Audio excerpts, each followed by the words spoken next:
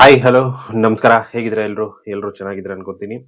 ಸ್ನೇಹಿತರೆ, ನೀವು ಹೊಸದಾಗಿ ಏನಾದರೂ ಬ್ಲಾಗಿಂಗ್ ಅನ್ನ ಸ್ಟಾರ್ಟ್ ಮಾಡಬೇಕು ಅನ್ಕೊಂಡಿದ್ರಿ ಅಂತಂದ್ರೆ, ಅಥವಾ ಹೊಸದಾಗಿ ಏನಾದರೂ ಸ್ಟಾರ್ಟ್ ಮಾಡಬೇಕು ಅಥವಾ ಸ್ಟಾರ್ಟ್ ಮಾಡಿದ್ದೀರಿ ಅಂತಂದ್ರೆ ಈ ವಿಡಿಯೋ ಕಂಪ್ಲೀಟ್ ಆಗಿ ನೋಡಿ. ಯಾಕಂತಂದ್ರೆ ಹೊಸ ಬ್ಲಾಗರ್ಸ್ಗಳು ಮಾಡುವಂತ ಒಂದು 10 ಮಿಸ್ಟೇಕ್ಸ್ಗಳನ್ನ, ಸಿಂಪಲ್ ಮಿಸ್ಟೇಕ್ಸ್ಗಳನ್ನ ನಾನು ಇವತ್ತು ಈ ವಿಡಿಯೋದಲ್ಲಿ ಎಕ್ಸ್ಪ್ಲೈನ್ ಮಾಡ್ತಾ ಇದ್ದೀನಿ. ಸೊ ಈ ಮಿಸ್ಟೇಕ್ಸ್ಗಳನ್ನ ನೀವು ಮಾಡಲಿಲ್ಲ ಅಂತಂದ್ರೆ ನಿಮ್ಗೆ 100% ಆಗಿ ಸಕ್ಸಸ್ಫುಲ್ ಬ್ಲಾಗ್ ಅನ್ನ ನೀವು ಕ್ರಿಯೇಟ್ ಮಾಡಿ ಏನೇನು ಮಿಸ್ಟೇಕ್ಸ್ಗಳು ಬರುತ್ತೆ ಅನ್ನೋದನ್ನ ಒಂದೊಂದಾಗಿ ಎಕ್ಸ್ಪ್ಲೈನ್ ಮಾಡ್ಕೊಂತ ಹೋಗ್ತೀನಿ. ವಿಡಿಯೋನ ಕೊನೆವರೆಗೂ ನೋಡಿ. ಇಷ್ಟ ಆದ್ರೆ ಲೈಕ್ ಮಾಡಿ, ಚಾನಲ್ಗೆ ಹೊಸದಾಗಿರೋ ದಯವಿಟ್ಟು ಸಬ್ಸ್ಕ್ರೈಬ್ ಮಾಡೋದನ್ನ ಮರಿಬೇಡಿ. ಸೊ ಫಸ್ಟ್ ಬರೋದೇನಪ್ಪಾ ಅಂತಂದ್ರೆ choosing the wrong hosting. So hosting ಅನ್ನೋದು ತುಂಬಾ ಇಂಪಾರ್ಟೆಂಟ್ ಆಗುತ್ತೆ. ಯಾಕಂತಂದ್ರೆ ನಮ್ಮ ವೆಬ್ಸೈಟ್ ಸ್ಪೀಡ್ ಆಗಿರ್ಬೋದು, ಸ್ಟೋರೇಜ್ ಆಗಿರ್ಬೋದು, ಅದರ ಪರ್ಫಾರ್ಮೆನ್ಸ್ ಆಗಿರ್ಬೋದು, ಎಲ್ಲಾನು ಡಿಪೆಂಡ್ ಆಗೋದು ಹೋಸ್ಟಿಂಗ್ ಮೇಲೆ. ಸೊ ಅದಕ್ಕೋಸ್ಕರ ಹೋಸ್ಟಿಂಗ್ ಅನ್ನೋದು ತುಂಬಾ ಇಂಪಾರ್ಟೆಂಟ್ ಆಗುತ್ತೆ. ನಾವು ಯಾವ್ದು ಹೋಸ್ಟಿಂಗ್ ಅನ್ನ ತಗೋತೀವಿ ನೋಡಿ, ಅದು ಒಳ್ಳೆ ಒಂದು ಪ್ಲಾಟ್ಫಾರ್ಮ್ ಆಗಿರಬೇಕು. ಸೊ ಅದಕ್ಕೋಸ್ಕರ ನಾನು ಯಾವಾಗ್ಲೂ ರೆಕಮೆಂಡ್ ಮಾಡೋದು ಯಾವ್ದಪ್ಪ ಅಂತಂದ್ರೆ ಹೋಸ್ಟಿಂಗರ್.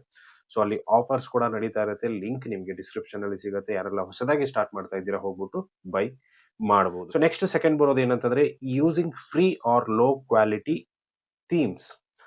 ಸೊ ಫ್ರೀ ಥೀಮ್ಸ್ ಅನ್ನ ಯೂಸ್ ಮಾಡಬಹುದು, ಬಟ್ ಏನಂತಂದ್ರೆ ಅದು ರೆಗ್ಯುಲರ್ ಆಗಿ ಅಪ್ಡೇಟ್ ಆಗುವಂತ ಥೀಮ್ಸ್ ಇರಬೇಕು. ಸೊ ಲಾಂಗ್ ಬ್ಯಾಕ್ ಆಗಿ ಅಪ್ಡೇಟ್ ಆಗಿ ಬಿಟ್ಟಿರುವಂತ ಒಂದು ಥೀಮ್ ಅನ್ನ ಯೂಸ್ ಮಾಡ್ತಿದ್ರಿ ಅಂತಂದ್ರೆ ದಯವಿಟ್ಟು ಯೂಸ್ ಮಾಡೋದಕ್ಕೆ ಹೋಗ್ಬೇಡಿ.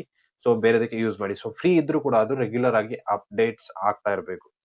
ಸೊ ಅಂತ ಒಂದು ಥೀಮ್ ಅನ್ನ ಯೂಸ್ ಮಾಡಿ. ಅದೇ ರೀತಿಯಾಗಿ ಲೋ ಕ್ವಾಲಿಟಿ ಥೀಮ್ಸ್ ಗಳನ್ನ ಯೂಸ್ ಮಾಡೋದಕ್ಕೆ ಹೋಗ್ಬೇಡಿ. ಸೊ ಹೇಳ್ದಲ್ಲ ಇವಾಗ, ಸೊ ಯಾವಾಗಲೂ ಅಪ್ಡೇಟ್ ಆಗಿದೆ ಅದು ಹಳೆ ಥೀಮ್ ಆಗಿರುತ್ತೆ, ಅದನ್ನ ಯೂಸ್ ಮಾಡೋದಕ್ಕೆ ಹೋಗ್ಬೇಡಿ. ಸೊ ಥರ್ಡ್ ಬರೋದು ಏನಪ್ಪಾ ಅಂತಂದ್ರೆ installing too many plugins. So plugins ನಮ್ಗೆ ಏನಂದ್ರೆ ಸ್ಟಾರ್ಟಿಂಗ್ ಅಲ್ಲಿ ಒಂಥರ ನಮ್ಮ ಬ್ಲಾಗ್ ಆ ತರ ಇರಬೇಕು, ಈ ತರ ಇರಬೇಕು, ಡಿಸೈನ್ ಮಾಡೋದಕ್ಕೆ ಹಂಗೆ ಹಿಂಗೆ ಅಂತ ಏನ್ ಮಾಡ್ತೀವಪ್ಪ ಅಂತಂದ್ರೆ ತುಂಬಾ ಒಂದು ಪ್ಲಗಿನ್ಸ್ ಗಳನ್ನ ಇನ್ಸ್ಟಾಲ್ ಮಾಡ್ತೀವಿ. ಸೊ ಆ ತರ ಪ್ಲಗಿನ್ಸ್ ಗಳನ್ನ ಜಾಸ್ತಿ ಇನ್ಸ್ಟಾಲ್ ಮಾಡೋದ್ರಿಂದ ಏನಾಗುತ್ತೆ, ನಮ್ಮ ಒಂದು ವೆಬ್ಸೈಟ್ ಸ್ಪೀಡ್ ಅನ್ನೋದು ಕಡಿಮೆ ಆಗುತ್ತೆ. ಯಾಕಂದ್ರೆ ಸ್ಟೋರೇಜ್ ಜಾಸ್ತಿ ಆಗ್ತಾ ಆಗ್ತಾ ಆಗ್ತಾ ಆಗ್ತಾ ಸ್ಪೀಡ್ ಕಮ್ಮಿ ಆಗುತ್ತೆ. ಸೊ ಅದಕ್ಕೋಸ್ಕರ ಯಾವ ಇಂಪಾರ್ಟೆಂಟ್ ಪ್ಲಗಿನ್ಸ್ ಇದೆ ಆ ಪ್ಲಗಿನ್ಸ್ ಗಳನ್ನ ಮಾತ್ರ ಇನ್ಸ್ಟಾಲ್ ಮಾಡ್ಕೊಳ್ಳಿ. ಸೊ ಅದಾದ ಮೇಲೆ ನೆಕ್ಸ್ಟ್ ಬರೋದು ಫೋರ್ತ್ ಒನ್ ಬರೋದು ಯಾವ್ದಪ್ಪ ಅಂತಂದ್ರೆ ignoring SEO from day one. So SEO ಕೂಡ ನೀವು ಇಗ್ನೋರ್ ಮಾಡಿದ್ರಿ ಅಂತಂದ್ರೆ ಅದು ಒಂದು ಮಿಸ್ಟೇಕ್ ಅಂತಾನೆ ಹೇಳ್ಬೋದು. ಸೊ ಯಾಕಂತಂದ್ರೆ ನೀವು ಹಾಕುವಂತ ಪೋಸ್ಟ್ ಗಳಿಗೆ SEO ತುಂಬಾ ಇಂಪಾರ್ಟೆಂಟ್ ಆಗುತ್ತೆ. ಸೊ ಗೂಗಲ್ ಅಲ್ಲಿ ಯಾರಾದ್ರೂ ಸರ್ಚ್ ಮಾಡಿದಾಗ ನಿಮ್ಮ ಒಂದು ಪೋಸ್ಟ್ ಏನಿದೆ ಸರ್ಚ್ ಅಲ್ಲಿ ಬರಬೇಕು ಅಂತಂದ್ರೆ ನೀವು SEO ಸ್ವಲ್ಪನಾದ್ರೂ ಮಾಡಿರ್ಲೇಬೇಕಾಗುತ್ತೆ. ಸೊ ಅದಕ್ಕೋಸ್ಕರ ಡೇ ಒನ್ ಇಂದಾನೆ SEO ಅನ್ನು ನೀವು ಫಾಲೋ ಮಾಡ್ಲೇಬೇಕಾಗುತ್ತೆ. ಸೊ SEO ಯಾವ ತರ ಮಾಡೋದು ಏನು ಅಂತಂದ್ರೆ ಹಳೆ ವಿಡಿಯೋ ಇದೆ, ಬೇಕಂದ್ರೆ ಹೋಗ್ಬಿಟ್ಟು ನೋಡ್ಬೋದು. ನೆಕ್ಸ್ಟ್ ಬರೋದೇನಪ್ಪ ಅಂತಂದ್ರೆ ಐದನೇ point, not creating important pages. So important pages ಅಂದ್ರೆ ಯಾವುದು ಏನು ಎಲ್ಲ ನಾನು ಹೇಳಿದೀನಿ, ತುಂಬಾ ಸಾರಿ ಹೇಳಿದೀನಿ. ಸೊ ಇಂಪಾರ್ಟೆಂಟ್ ಪೇಜಸ್ ಯಾವ್ದು ಅನ್ನೋದನ್ನ ಕಮೆಂಟ್ ಮಾಡಿ.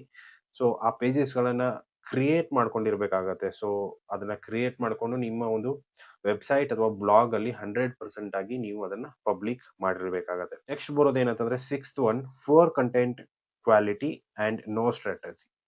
ಸೊ ಕಂಟೆಂಟ್ ಕ್ವಾಲಿಟಿ ಏನಿರುತ್ತೆ ಪೂವರ್ ಆಗಿರುತ್ತೆ, ಅಂತಂದ್ರೆ ಅದರಲ್ಲಿ ಏನು ಅರ್ಥನೇ ಇರಲ್ಲ, ಆ ತರ ಒಂದು ಕಂಟೆಂಟ್ ಇರುತ್ತೆ. ಅದೇ ರೀತಿಯಾಗಿ ಸ್ಟ್ರಾಟಜಿ ಅಂತಂದ್ರೆ ಏನಂತಂದ್ರೆ ಕೀವರ್ಡ್ ರಿಸರ್ಚ್ ತುಂಬಾ ಇಂಪಾರ್ಟೆಂಟ್ ಆಗುತ್ತೆ. ಸೊ ನಿಮ್ಗೊಂದು ಕೀವರ್ಡ್ ಸಿಕ್ಕಿದೆಯಾ, ಸೊ ಕೀವರ್ಡ್ ಅಲ್ಲಿ ರಿಸರ್ಚ್ ಮಾಡ್ಬೇಕಾಗತ್ತೆ ನೀವು. ಸೊ ಏನೇನಿದೆ, ಎಷ್ಟು ಸರ್ಚ್ ಬರ್ತಾ ಇದೆ ಆ ಕೀವರ್ಡ್ಸ್ ಅಲ್ಲಿ, ಎಷ್ಟು ಹಾರ್ಡ್ ಆಗಿದೆ ಆ ಕೀವರ್ಡ್, ಅದನ್ನೆಲ್ಲ ಕಂಪ್ಲೀಟ್ ಆಗಿ ನೀವು ರಿಸರ್ಚ್ ಮಾಡ್ಬೇಕಾಗುತ್ತೆ. ರಿಸರ್ಚ್ ಮಾಡ್ಕೊಂಡಾದ್ಮೇಲೆ ಆ ಕೀವರ್ಡ್ ಮೇಲೆ ನೀವು ಸ್ವಲ್ಪ ಕಂಟೆಂಟ್ ಅನ್ನ ಕ್ರಿಯೇಟ್ ಮಾಡ್ಬೇಕಾಗತ್ತೆ. ಸೊ ಪುವರ್ ಕಂಟೆಂಟ್ ಅನ್ನ ಕ್ರಿಯೇಟ್ ಮಾಡೋದ್ರಿಂದ ನಿಮಗೆ ಪ್ರಾಬ್ಲಮ್ ಆಗೋ ಚಾನ್ಸಸ್ ಇರುತ್ತೆ. ಸೆವೆಂತ್ ಒನ್ ಬಂದ್ಬಿಟ್ಟು ಏನಪ್ಪಾ ಅಂದ್ರೆ ನಾಟ್ ಆಪ್ಟಿಮೈಸಿಂಗ್ ಫಾರ್ ಮೊಬೈಲ್. ಸೊ ಇದು ಕೂಡ ತುಂಬಾ ಇಂಪಾರ್ಟೆಂಟ್, SEO ರಿಲೇಟೆಡ್ ಬರುತ್ತೆ. ಸೊ ಇದೇನಂತಂದ್ರೆ ನಿಮ್ಮ ಒಂದು ಬ್ಲಾಗ್ ಏನಿರುತ್ತೆ ಅದು 100% ಆಗಿ ಆಪ್ಟಿಮೈಸ್ ಆಗಿರಬೇಕು ಮೊಬೈಲ್ಗೆ. ಸೊ ಮೊಬೈಲ್ ಅಲ್ಲಿ ಯಾರಾದ್ರೂ ಓಪನ್ ಮಾಡಿದ್ರಪ್ಪ ಅಂತಂದ್ರೆ ಕರೆಕ್ಟ್ ಆಗಿ ಓಪನ್ ಆಗಬೇಕು, ಎಲ್ಲಿ ಸ್ಲೋ ಇಲ್ಲದೆ. ಅಥವಾ ಇಮೇಜ್ ಒಂದ್ ಕಡೆಗೆ ಬರೋದು, ಇಮೇಜ್ ಮೇಲ್ಗಡೆ ಟೆಕ್ಸ್ಟ್ ಬರೋದು, ಇಲ್ಲ ಟೆಕ್ಸ್ಟ್ ಮೇಲ್ಗಡೆ ಇಮೇಜ್ ಬರೋದು. ಸೊ ಈ ತರ ಬರೋದ್ರಿಂದ ಏನಾಗತ್ತಪ್ಪ ಅಂತಂದ್ರೆ ನಿಮ್ಮ ಒಂದು ಬ್ಲಾಗ್ ಗೂಗಲ್ಗೆ ಗೊತ್ತಾಗ್ಬಿಡುತ್ತೆ ಅದು ನೀಟಾಗಿ ಆಪ್ಟಿಮೈಸ್ ಆಗಿಲ್ಲ ಅಂತ. ಸೊ ಅವಾಗ ಏನಾಗುತ್ತೆ, ಡೌನ್ ಶುರು ಆಗುತ್ತೆ. ಅಂತಂದ್ರೆ ಏನ್ ಸರ್ಚ್ ರಿಸಲ್ಟ್ಸ್ ಅಲ್ಲಿ ಡೌನ್ ಬರೋದಕ್ಕೆ ಶುರು ಆಗುತ್ತೆ. ಸೊ ಅದಕ್ಕೋಸ್ಕರ ನೀವು ನಿಮ್ಮ ಮೊಬೈಲ್ ಅಂದ್ರೆ ನಿಮ್ಮ ಒಂದು ಬ್ಲಾಗ್ ಅನ್ನ ಮೊಬೈಲ್ ಆಪ್ಟಿಮೈಸ್ ಮಾಡ್ಲೇಬೇಕು. ಯಾಕಂತಂದ್ರೆ ಎಷ್ಟು ಒಂದು ಆಪ್ಟಿಮೈಸ್ ಮಾಡ್ತೀರಾ ಅಷ್ಟು ಸ್ಪೀಡ್ ಆಗಿ ಓಪನ್ ಆಗುತ್ತೆ ಮೊಬೈಲ್ ಅಲ್ಲಿ ಕೂಡ. ಸೊ ನೆಕ್ಸ್ಟ್ ಬರೋದು ಏನಂತಂದ್ರೆ ಎಂಟನೇದು, forgetting website speed optimisation. So ಅವಾಗಲೇ ಹೇಳ್ದಂಗೆ ನಿಮ್ಮ ವೆಬ್ಸೈಟ್ ಎಷ್ಟು ಸ್ಪೀಡ್ ಅಲ್ಲಿ ಓಪನ್ ಆಗ್ತಿದೆ, ಅಂದ್ರೆ ಎಷ್ಟು ಮಿಲಿ ಸೆಕೆಂಡ್ಸ್, ಮೈಕ್ರೋ ಸೆಕೆಂಡ್ಸ್ ಅಲ್ಲಿ ನಿಮ್ಮ ವೆಬ್ಸೈಟ್ ಓಪನ್ ಆಗ್ತಿದೆ ಅದನ್ನ ನೀವು ನೋಡ್ಬೇಕಾಗುತ್ತೆ. ಸೊ ಅಷ್ಟು ಸ್ಪೀಡ್ ಆಗಿ ಓಪನ್ ಆಗೋದಕ್ಕೆ ಏನೇನೆಲ್ಲ ನೀವು ಮಾಡಬೇಕು ಅದನ್ನು ಕೂಡ ನೀವು ನೋಡ್ಬೇಕಾಗುತ್ತೆ.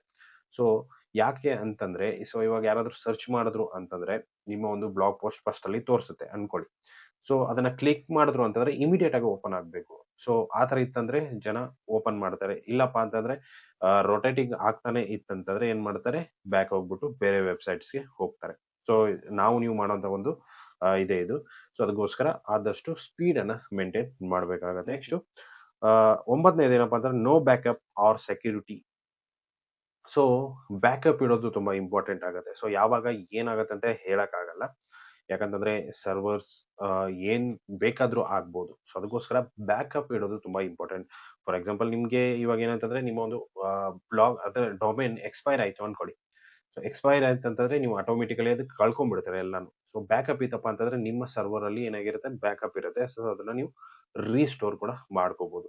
ಸೊ ಅದಕ್ಕೋಸ್ಕರ ಆಲ್ಮೋಸ್ಟ್ ಬ್ಯಾಕಪ್ ಪ್ಲಗಿನ್ಸ್‌ಗಳು ಬರುತ್ತೆ. ಸೊ ಆ ಪ್ಲಗಿನ್ಸ್‌ಗಳನ್ನ ನೀವು ಯೂಸ್ ಮಾಡ್ಕೊಂಡು ಬ್ಯಾಕಪ್ ಅನ್ನ ಇಟ್ಟಿರಿ. ನೆಕ್ಸ್ಟ್ ಬರೋದು ಏನಂತಂದ್ರೆ last one expecting fast results. So ಇದು ತುಂಬಾ ವಿಡಿಯೋಸ್‌ಗಳಲ್ಲಿ ಹೇಳ್ತಾ ಬಂದಿದ್ದೀನಿ ನಾನು. ನೀವು ಇವತ್ತೇ ಪೋಸ್ಟ್ ಹಾಕಿ ಇವತ್ತೇ ಹಾಕಿದ್ರಿ ಅಂತಂದ್ರೆ ಇವತ್ತೇ ನಿಮ್ಗೆ ಲಕ್ಷ ಲಕ್ಷ ವ್ಯೂಸ್ ಬರುತ್ತೆ ಅನ್ನೋದು ತುಂಬಾ ಒಂದು ತಪ್ಪು. ಯಾಕಂತಂದ್ರೆ ನೀವು ಎಷ್ಟು ಒಂದು ಅದರಲ್ಲಿ ರೆಗ್ಯುಲರ್ ಆಗಿ ಎಷ್ಟು ಕಂಟೆಂಟ್ಸ್‌ಗಳನ್ನ ಹಾಕ್ತಾ ಹೋಗ್ತೀರಾ ಅಷ್ಟು ಏನಾಗತ್ತಪ್ಪ ಅಂತಂದ್ರೆ ವಿಸಿಟರ್ಸ್ ಆಗಿರ್ಬೋದು, ವ್ಯೂಸ್ ಆಗಿರ್ಬೋದು ಜಾಸ್ತಿ ಬರ್ತಾ ಹೋಗುತ್ತೆ. ಸೊ ಅದಕ್ಕೋಸ್ಕರ ನೀವೇನಪ್ಪಾ ಅಂತಂದ್ರೆ ಎಕ್ಸ್ಪೆಕ್ಟೇ ಮಾಡಬಾರ್ದು ನಾವು ಫಾಸ್ಟ್ ಆಗಿ ರಿಸಲ್ಟ್ ಸಿಗುತ್ತೆ ಅಂತ. ಸೊ ಇಷ್ಟು ಆಲ್ಮೋಸ್ಟ್ 10 ಪಾಯಿಂಟ್ಸ್‌ಗಳನ್ನ ನಾನು ನಿಮಗೆ ಹೇಳಿದ್ದೀನಿ. ಸೊ ತುಂಬಾ ಇಂಪಾರ್ಟೆಂಟ್ ಆಗಿರುವಂತ ಪಾಯಿಂಟ್ಸ್‌ಗಳಿದು. ಸೊ ನೀವು ಬ್ಲಾಗಿಂಗ್ ಅನ್ನ ಮಾಡ್ತಿದ್ದೀರಿ ಅಂತಂದ್ರೆ ಸೊ 100% ಆಗಿ ಯೂಸ್ ಮಾಡಿ ಅಂತ ಹೇಳೋದಕ್ಕೆ ಇಷ್ಟಪಡ್ತೀನಿ. ಸೊ ಇಷ್ಟು ಇವತ್ತಿನ ವಿಡಿಯೋ ಸ್ನೇಹಿತರೆ. ವಿಡಿಯೋ ಇಷ್ಟ ಆಗಿದೆ ಅನ್ಕೊಂಡಿದ್ದೀನಿ. ಇಷ್ಟ ಆಗಿದ್ರೆ ಲೈಕ್ ಮಾಡಿ, ಶೇರ್ ಮಾಡಿ, ಸಬ್ಸ್ಕ್ರೈಬ್ ಮಾಡೋದನ್ನ ಮರಿಬೇಡಿ. ಸಿಗೋಣ ಮುಂದಿನ ವಿಡಿಯೋದಲ್ಲಿ. Thank you so much.